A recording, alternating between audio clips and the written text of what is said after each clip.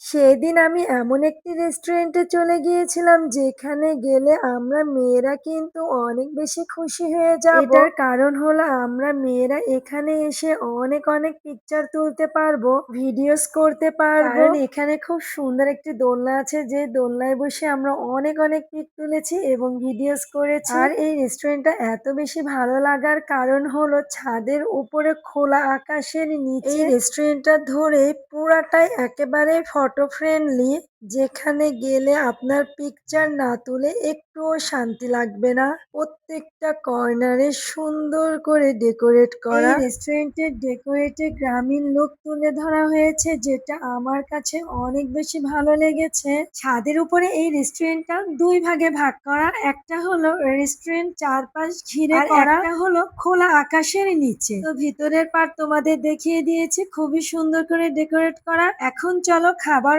Order দিব এবং খোলা আকাশের নিচে বসে খাবারগুলো এনজয় করব। অনেক বেশি গরম থাকার কারণে আমি খাবারের ভিতরে অর্ডার দিয়েছি জুস আইটেম, দিয়েছি লেমন মিট এবং কোল্ড কফি, যেটার প্রাইস ছিল মাত্র 70 টাকা করে। রেস্টুরেন্টের ছাদের এই পার্টটা অনেক সুন্দর করে সাজানো, এখানে বসে আপনারা ফ্যামিলি এবং ফ্রেন্ড সার্কেলকে নিয়ে আড্ডা দিতে পারবেন। এখানে বসে বাইরের একটা চমৎকার ভিউ উপলব্ধি করতে পারবেন। কি খোলা আকাশের নিচে এই রেস্টুরেন্টটা হওয়ার কারণে ফ্রিতে হাওয়া খেতে পারবেন, যেটা আপনাকে প্রশান্তি এনে দিবে। এই রেস্টুরেন্টে কিন্তু ডেকোরেশনের পার্ট হিসেবে দেখবেন গাছপালা। যারা প্রকৃতিকে ভালোবাসেন, গ্রামীণ ফিল নিতে চান, আমার মনে হয় তাদের জন্য এই রেস্টুরেন্টটাই হবে পারফেক্ট। আমরাও দুজন বসে পড়েছি খোলা আকাশের নিচে এই রেস্টুরেন্টে। ভাই যে গরম পড়েছে, সব সময় ভালো লাগে না এসির ভিতরে থাকতে বা ফ্যানের বাতাসে থাকতে। মন চাই ছাদের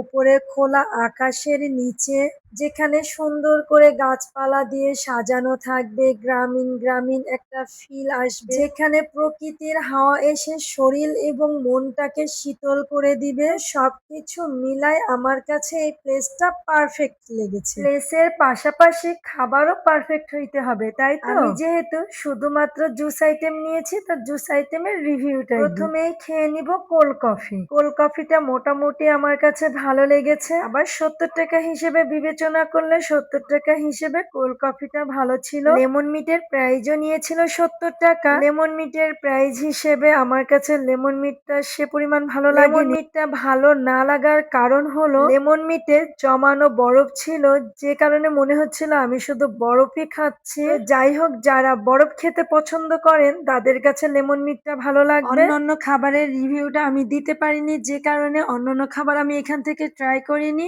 আপনারা যদি এখান থেকে অন্যান্য খাবার ট্রাই করে থাকেন এবং আপনাদের কাছে খাবারগুলো কেমন লেগেছে অবশ্যই আমাকে কমেন্টস করে জানাবেন। খাইতে খাইতে দেখি বিল্লু আসছিল, বিল্লুকে আমি জুসটা আগিয়ে দিচ্ছিলাম যে এটা খাও, খেয়ে এর রিভিউটা দাও তো তোমার কাছে কেমন লেগেছে। কিন্তু বিল্লুটা ওইখান থেকে চলে গেল। তো যাই হোক, সবকিছু মিলায়ে এই রেস্টুরেন্টটা আমার কাছে অনেক বেশি ভালো লেগেছে। সুন্দর একটা বিকাল কাটালাম। আর এই রেস্টুরেন্টটার নাম হলো আলাপন। এখন চলো, আলাপন রেস্টুরেন্টে আসতে গেলে তোমরা কিভাবে আসবে? ভার্সিটির হল রোড খাবা গেটের সামনে এসেই আলাপন রেস্টুরেন্ট কোনটা বললেই তোমাদের দেখিয়ে দিবে। আর একটু ডিটেলসে বলি, ফুড নিডস এর এই পেছনেই পেয়ে যাবা আলাপন রেস্টুরেন্ট। আজকে এখানেই বিদায় নিচ্ছি, আল্লাহ হাফেজ।